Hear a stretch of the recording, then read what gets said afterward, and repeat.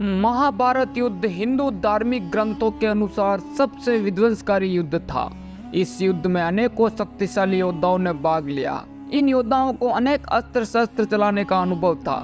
वैसे तो युद्ध में कई तरह के दिव्य अस्त्र शस्त्रों का प्रयोग होता है, लेकिन महाभारत युद्ध में सबसे विध्वंसकारी हथियार धनुष बाण थे। किसी भी विशेष दिव्यास्त्र को चलाने के लिए विशेष दिव्य धनुष की आवश्यकता होती थी। तो आइए जानते हैं महाभारत युद्ध के दो सबसे शक्तिशाली दिव्य धनुष। आज के इस वीडियो में हम अर्जुन के गांडीव धनुष और कर्ण के विजय धनुष की तुलना करने वाले हैं। कर्ण और अर्जुन को महाभारत का सबसे शक्तिशाली योद्धा माना गया है। महाभारत के युद्ध में कर्ण और अर्जुन आमने सामने लड़े थे। कर्ण के पास भगवान परशुराम द्वारा दिया गया विजय धनुष था, तो वहीं अर्जुन के पास अग्निदेव द्वारा दिया गया गांडीव धनुष। दोनों के ही तर्कस में सभी तरह के दिव्यास्त्र मौजूद थे।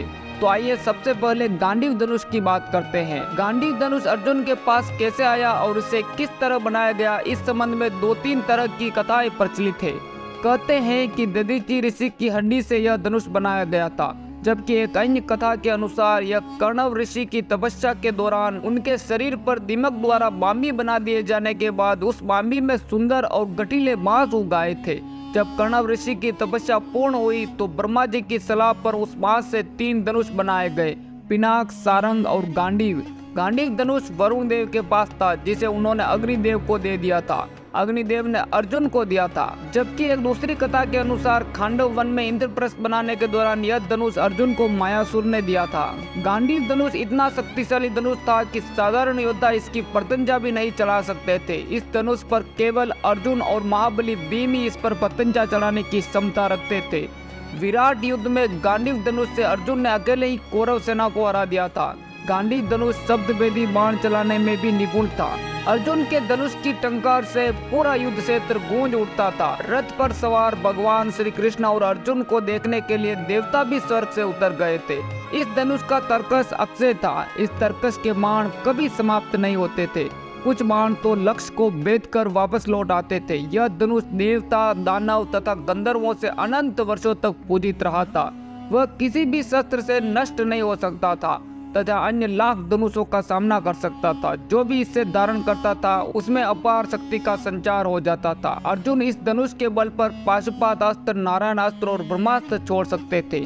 वही कर्ण का विजय धनुष विश्वकर्मा द्वारा बनाया गया था। विजय धनुष धारण करने के कारण कर्ण को विजयधारी कहा जाता था। जब इंद्र ने इस धनुष की सहायता से कई असुरों को हराया था, तब उन्होंने इसे भगवान परशुराम को दे दिया था। 21 अलग अलग मौकों पर जब शासक क्षत्रियों ने अपनी प्रजा पर अत्याचार करना और पाप करना शुरू कर दिया था, तो विजय धनुष से लैस परशुराम ने उन्हें विलुप्त होने के कगार पर पहुंचा दिया था और दुनिया से इस वर्ण को लगभग मुक्त कर दिया था। विजय धनुष का वर्णन वज्रपात के समान ध्वनि वाला और संपूर्ण विश्व को भयभीत करने के सक्षम बताया गया है।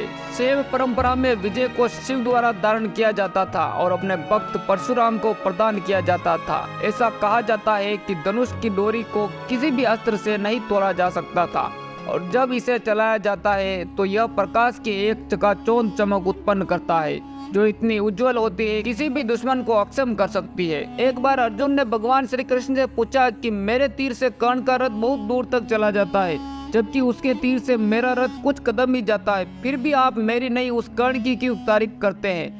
इस सवाल के जवाब में भगवान श्री कृष्ण कहते हैं कि तुम्हारे रथ पर हनुमान जी और स्वयं मैं विराजमान हूँ, फिर भी कर्ण के तीर में इतनी क्षमता है कि वह हमारे रथ को कुछ कदम पीछे धकेल देता है। सोचो, यदि हनुमान जी और मैं इस रथ से उतर जाए तो क्या होगा?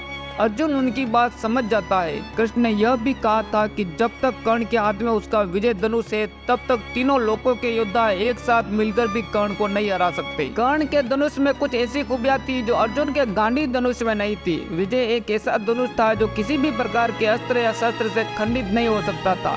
इससे तीर छूटते ही एक भयानक ध्वनि उत्पन्न होती थी। कहते हैं कि कर्ण का विजय धनुष मंत्रों से इस प्रकार अभिमंत्रित था कि वह जिस भी योद्धा के हाथ में होता, उस योद्धा के चारों तरफ एक ऐसा अभेद घेरा बना देता जिसे भगवान शिव का पाशुपात अस्त्र भी नहीं भेद सकता था।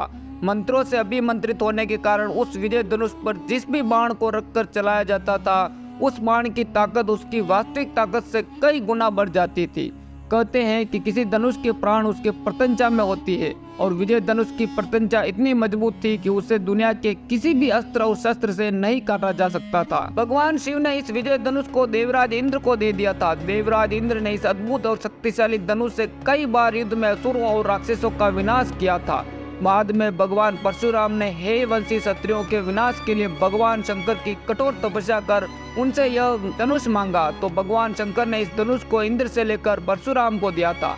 फिर जब कर्ण ने झूठ बोलकर भगवान परशुराम के यहाँ धनुर्विद्या और ब्रह्मास्त्र चलाने की शिक्षा ली और जब परशुराम को इसका पता चला तो उन्होंने कहा कि जब वक्त पड़ेगा तब तू यह विद्या भूल जाएगा।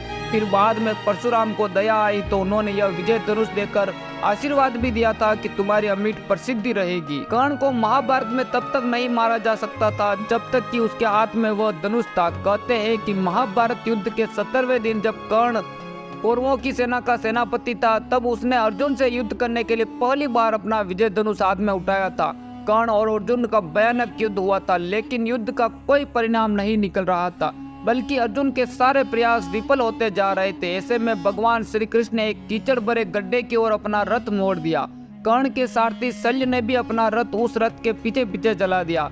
कर्ण के रथी को वह कीचड़ का गड्ढा नहीं दिखाई दिया और उसका रथ उस गड्ढे में फंस गया। तब कर्ण अपने धनुष को रथ में छोड़कर गड्ढे में फंसे रथ के पहिए को निकालने लगे। बस यही वक्त जब भगवान श्री कृष्ण के कहने पर अर्जुन ने नियत कर्ण पर तीर चला दिया और उस तीर से कर्ण की मृत्यु हो गई।